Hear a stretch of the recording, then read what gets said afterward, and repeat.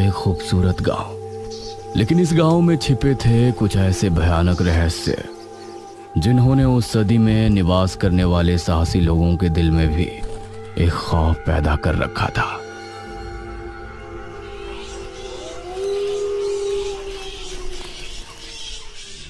आज तो बहुत दिनों के बाद मित्रों से मिलना हो रहा है, बहुत आनंद आएगा। अरे मदन, कहाँ जा रहा है इस समय? पिताजी, मेरे मित्रों से इतने दिनों बाद मिलना हो रहा है। वो सुबह होने पर वापस नगर चले जाएंगे। अरे तुझे पता नहीं क्या, आज शनिवार की रात है। आज के दिन निशिर मोलो गांव में घूमते हैं। पिताजी, चाहे निशिर मोलो आए या नरकासुर, मुझे आज मेरे मित्रों से मिलने से कोई नहीं रोक सकता। ठीक है, लेकिन ध्यान रहे, जैसे ही तुमको उनके कदमों की आहट सुनाई दे और उनका वो मंत्र जिसको वो दोहराते हुए आगे बढ़ते हैं, तो उन्हें बिना देखे किसी ऐसी जगह छिप जाना जहां से ना वो तुमको देख सके ना तुम उनको। और जब तक उनकी आवाज आना बंद ना हो जाए, उनके सामने नहीं आना। वो 4 भयानक आदमी होते हैं जो अपने कंधों पर एक ताबूत को उठाए होते हैं, और अगर कोई उन्हें देख ले तो वो जिंदा नहीं बचता। मुझे पता है पिताजी, अब मैं चलता हूँ। यह कहकर मदन घर से निकल गया, लेकिन उसके पिता के चेहरे पर उसकी फिक्र साफ नजर आ रही थी। निशिर मोलो आ जाएंगे और साथ ले जाएंगे। ऐसा लगता है कि हमारे गांव के लोग अभी भी दूसरी सदी में जी रहे हैं। वो तेज तेज कदमों के साथ आगे बढ़ रहा था। कुछ देर बाद उसे जंगल की तरफ एक पगडंडी वाला रास्ता नजर आया। यहां से जाऊंगा तो जल्दी पहुंच जाऊंगा, यहीं से आगे बढ़ता हूं। बिना ज्यादा सोचे वो जंगल के अंदर बने उस पगडंडी वाले रास्ते पर आगे बढ़ गया।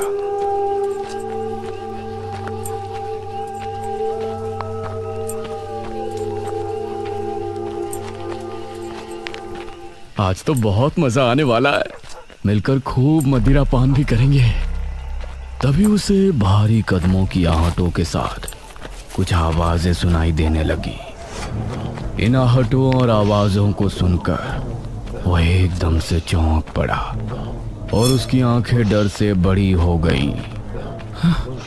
हे भगवान!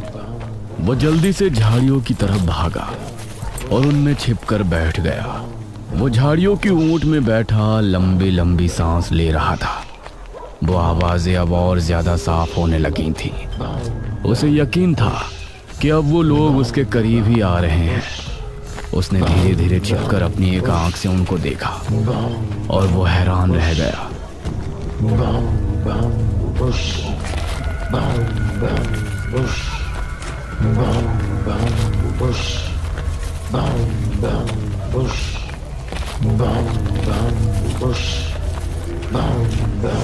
हे भगवान, मैंने इन्हें देख लिया। हाँ। मदन पूरी तरह से झाड़ियों में छिप गया और कुछ देर अपनी सांस तक रोके वहां छिपा रहा। फिर उसने धीरे से झांक कर देखा तो अब वो लोग कहीं नजर नहीं आ रहे थे। हाँ, लगता है चले गए। वो वहां से निकला और दोनों तरफ देखा तो वहां कोई नजर नहीं आया। हाँ, शुक्र है भगवान। उसने एक कदम बढ़ाया ही था कि तभी उसे फिर से वही आवाजें अपने ठीक पीछे से सुनाई देने लगी। उसने एक झटके से पलटकर देखा तो वो चारों ताबूत वाले शख्स ठीक उसके पीछे खड़े थे।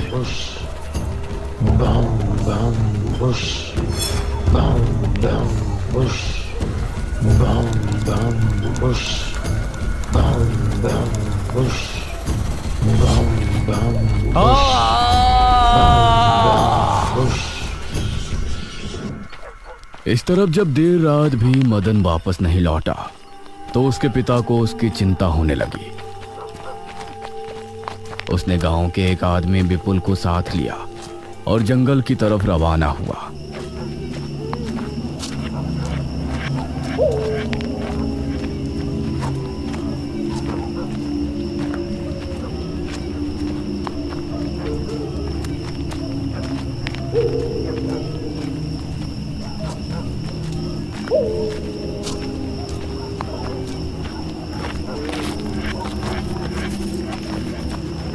काफी देर बाद एक बरगद के पेड़ के पास जाकर उनके कदम रुक गए और आंखें खौफ से फट पड़ी। उन्होंने मदन को रहस्यमयी परिस्थिति में पाया। उसके चेहरे पर डर और आंखों में खौफ ऐसा नजर आ रहा था कि जैसे उसने हादसे से पहले बहुत ही भयानक मंजर देखा हो। मदन! 400 साल बाद अंधेरा जंगल, सुनसान रास्ता, चारों तरफ सिर्फ पेड़ पौधे और कोहरा। मेघना उनके बीच अकेली खड़ी थी। कोई है? क्या यहाँ कोई है? उसने कुछ कदम आगे बढ़ाए। उसके सवाल का कोई जवाब तो उसे नहीं मिला, लेकिन कुछ टपकने की टप टप की आवाज अब उसे बराबर आ रही थी। मैं यहाँ क्या कर रही हूँ? कौन लाया है मुझे यहाँ पर? वो खुद को वहां पाकर बहुत परेशान थी। तभी उसने देखा कि कोई चीज उड़ती हुई उसी की तरफ आ रही है। वो उसे हैरानी से देखने लगी। पास आने पर पता चला कि वो कोई विशालकाय भयानक पक्षी था। बचाओ! मेघना उससे बुरी तरह से डरकर भागने लगी और वो उसका पीछा कर रहा था। मेघना ने उसे पीछे पलटकर देखा तो वो उसको पकड़ने ही वाला था, लेकिन तभी मेघना एक पेड़ से टकराई। उसने देखा कि उस पेड़ से हरे रंग का पानी टपक कर नीचे गिर रहा था। मेघना उस हरे पानी को गौर से देख रही थी। तभी अरे ओ मेघना, उठ जा यार, कब तक सोएगी? मेघना आंखें मलते हुए नींद से जागी। उसने देखा कि सुबह के 9 बज चुके थे। ओह शिट, हम तो लेट हो गए। तूने मुझे उठाया क्यों नहीं? मेघना अपनी एक पार्टनर इशिता के साथ दिल्ली में रह रही थी, जहां वो एक लैब में काम किया करती थी। दोनों ने साथ नाश्ता किया और फिर तैयार होकर अपनी लैब के लिए निकल गई।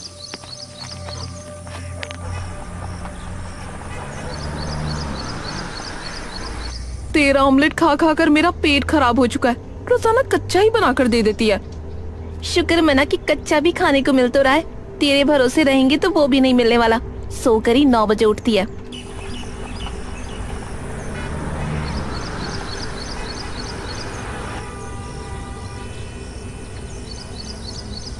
ये दोनों लैब में पहुंची और वहां जाते ही इशिता के पास प्रोफेसर जयदेव की कॉल आई। तुम दोनों ने इस बार बहुत समय ले लिया है। जो एंटीडोट बनाने का काम तुमको दिया था वो पूरा करोगे या नहीं? प्रोफेसर साहब, बस ये समझ लीजिए कि काम होने ही वाला है। आप हमें 3 दिन का समय और दीजिए। ये कहकर उसने कॉल काट दिया। तो इतने दिनों से प्रोफेसर को घुमा रही है, आखिर तू ये एंटीडोट तैयार करेगी कैसे? ये सुनकर इशिता ने एक किताब निकाली।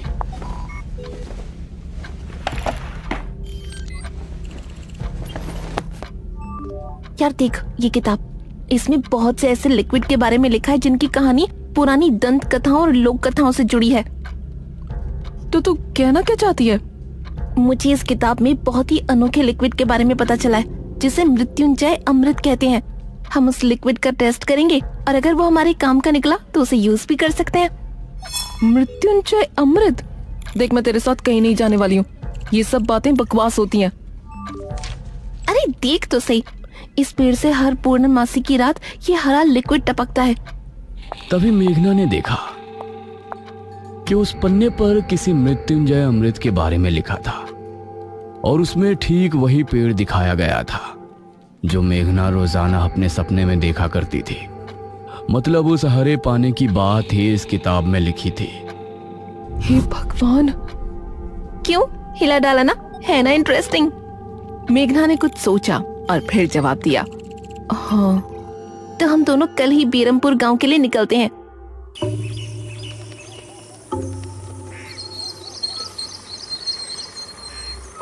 ये दोनों अगली सुबह ही बस से बेरमपुर के लिए निकल गई।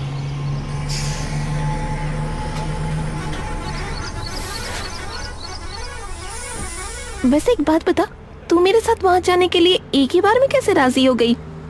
मेघना ने सच को छिपाते हुए कहा, ऐसी अनोखी चीज देखने के बाद भला कौन नहीं होगा जो इसको देखना नहीं चाहेगा? ओहो, ये हुई ना बात। मैंने तुझे पार्टनर बनाकर कोई गलती नहीं की।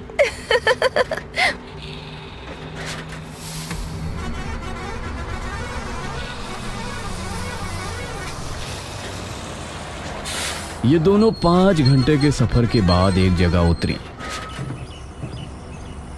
इनके ठीक सामने एक बड़ा सा गेट था जिस पर नाम लिखा था बेरमपुर। इशिता और मेघना ने जैसे ही गेट के अंदर कदम रखा तो अचानक से मौसम बदला।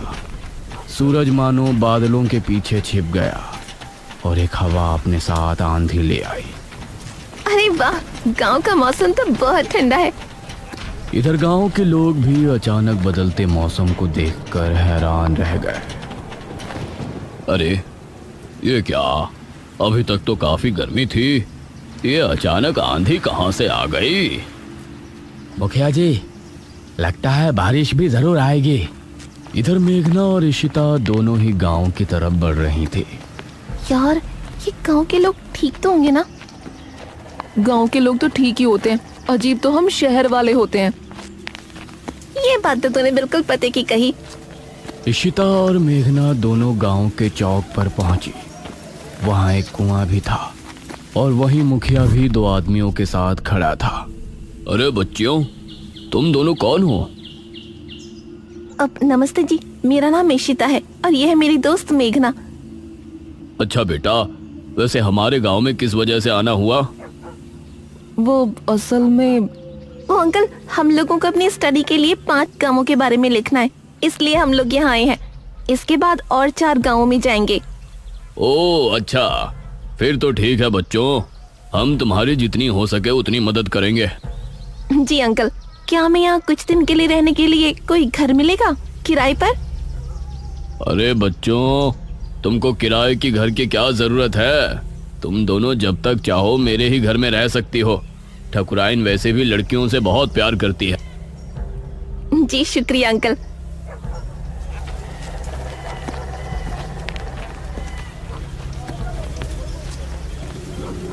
मुखिया इशिता और मेघना को अपने घर ले आया। तभी घर के मंदिर में जल रहा दीपक बुझ गया। अजी सुनती हो ठकुराइन? जी आई। ठकुराइन कमरे से बाहर आई। नमस्ते आंटी। नमस्ते बेटा। ओ जी, ये प्यारी प्यारी बच्चियां कौन है? ये दोनों शहर से अपनी पढ़ाई के सिलसिले में आई हैं। हमारे गांव के बारे में लिखना चाहती हैं। वो क्या होता है रे, वो रिसर्च करने आई हैं। तभी वहां पर एक और लड़का आया। क्या कहा? हमारे गांव पर रिसर्च? इशिता और मेघना ने उसे देखा। भला हमारे बेवकूफ गांव में आपको क्या मिल सकता है? ये सुनकर इशिता और मेघना हैरान रह गई। चुप करो अनुज, ऐसे कोई अपने गांव में बोलता है क्या? ये मेरा बेटा है अनुज। अनुज ने मेघा और इशिता की ओर देखा और उन्हें हाथ जोड़कर नमस्ते किया। नमस्ते। बेटा अनुज, जरा इन दोनों को वो खाली कमरा दिखा दो जो तुम्हारे कमरे के बराबर में है। ठीक है पिताजी। आओ देवियों। देवियों? अनुज कॉरिडोर से होते हुए उनको कमरा दिखाने ले जाने लगा। इसी समय गांव के मंदिर में बैठा पुजारी भगवान की आरती कर रहा था। तभी अचानक से दिया बुझ गया। ये संकेत तो ठीक नजर नहीं आ रहे। हे प्रभु, रक्षा करना। वैसे आप लोगों को रिसर्च करने के लिए यही गांव मिला था? अरे हम लोगों को 5 गांवों के बारे में लिखना है, तो इसीलिए जो भी गांव पास दिखा चले आए। इसके बाद और किसी गांव में जाएंगे। अच्छा, वैसे यहाँ कुछ ऐसा है जो कि रहस्यमय या ऐतिहासिक हो? हाँ है ना, एक राजमहल। राजमहल यहाँ? हाँ, 400 साल पहले जो यहाँ के राजा हुआ करते थे, उनका महल। वैसे अनुज, क्या तुम हमें उस महल में लेकर चलोगे? हाँ, तुम लोग जाना चाहोगी तो जरूर। तो ठीक है, रात को जब सब सो जाएंगे तो हमें वहाँ ले चलना। यह सुनकर मेघना इशिता को हैरानी से देखने लगी। रात के समय तुम लोग मजाक तो नहीं कर रहे? नहीं, हम तो चलने को तैयार हैं। तुम्हें डर लग रहा है तो बताओ। मेरा गांव है ये, मुझे क्यों डर लगेगा? ठीक है, ले चलूंगा, लेकिन पिताजी को और माँ को पता नहीं चलना चाहिए। ग्रेट। तो बताओ किस टाइम आ रहे हो? 12 बजे तक पिताजी और माँ दोनों सो जाएंगे। मैं उसी समय तुम लोगों को ले आऊंगा। हाँ सही है। ये कहकर अनुज ने उन्हें कमरे में छोड़ा और वहां से चला गया। ये क्या? हम तो उस मृत्युंजय अमृत के बारे में पता करने आए थे ना। अब हम ये राजमहल क्यों जा रहे हैं? अरे उसको सीधा पूछते तो उसे शक हो जाता ना। आज हम राजमहल चलते हैं और फिर कल उसे जंगल जाने को कहेंगे और वहाँ जाकर बातों ही बातों में उसे मृत्युंजय अमृत के बारे में पूछेंगे। ये सही है। इस तरफ गांव के लोग मौसम के बदलती ठंड से बहुत हैरान थे। पुजारी बार बार आसमान की तरफ देख रहा था, जहां उसे काला अंधेरा इधर उधर घूमता हुआ नजर आ रहा था। करीब 12 बजे जब मुखिया और उसकी पत्नी गहरी नींद में थे तो अनुज कमरे से निकला। अरे लगता है आ गया। इशिता ने उठकर दरवाजा खोला। हाय अनुज। तुम लोग तैयार हो? हाँ चलो, हम तो रेडी हैं। तो चलो। अनुज इनको लेकर घर से निकला और इन्होंने 2 गलियां पार कर ली थी। उफ, तुम्हारे गांव में हवा इतनी ज्यादा चलती है क्या? रोज तो नहीं चलती, लेकिन शहर की 2 लड़कियों के साथ लगता है उनके शहर का प्रदूषण भी आंधी के रूप में साथ आ गया। कुछ देर चलने के बाद ये तीनों एक बड़े से राजमहल के सामने खड़े थे, जिसे देखकर मेघना को कुछ याद आने लगा। ऐसा लगता है कि इस राजमहल को मैंने पहले कहीं देखा है। ये है राजमहल, राजा सूरजभान का। वाकई में काफी आलीशान है। यह कहते हुए इशिता ने अपने कैमरे में उसकी एक फोटो ली। हमें खिड़की से अंदर जाना पड़ेगा, इसका दरवाजा सालों से जाम है। ये तीनों एक खिड़की के रास्ते राजमहल में पहुंचे और वहां की हर एक चीज मेघना को जानी पहचानी लग रही थी। इस तरफ गांव में आंधी का बहाव बढ़ने लगा था। सभी अपने अपने घरों में आराम से सो रहे थे।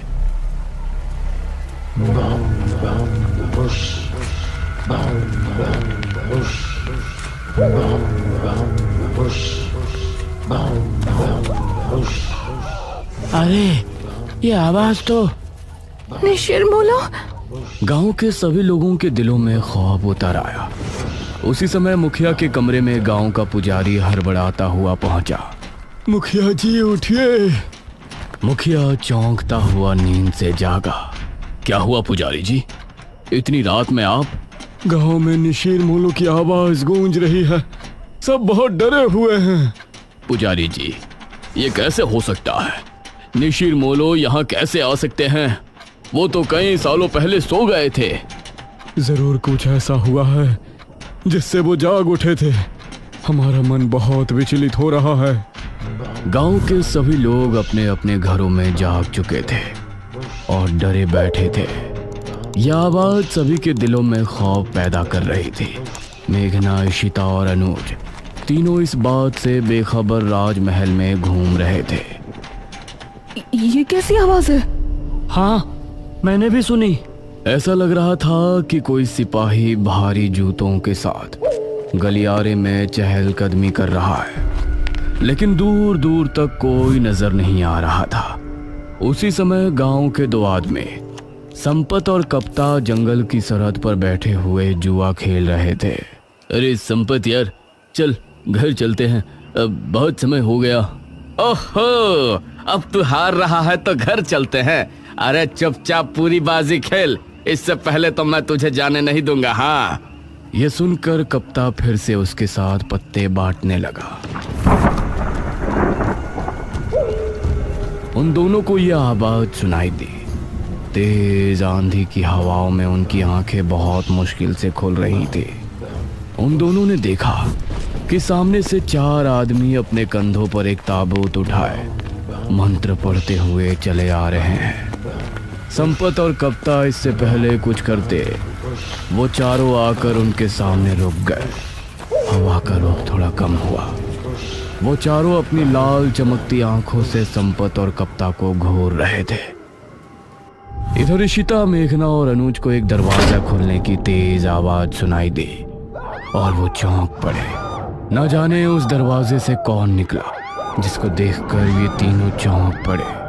वहीं संपत और कप्ता के सामने खड़े वो चारों शख्स जो कि निशूर मोलो थे। उनके कंधों पर रखा ताबूत खुल गया और उसके खुलते ही संपत और कप्ता की चीख पूरे गांव के लोगों ने सुनी, जिसे सुनकर सभी गांव के लोग डर गए। ये किसकी चीख थी जी?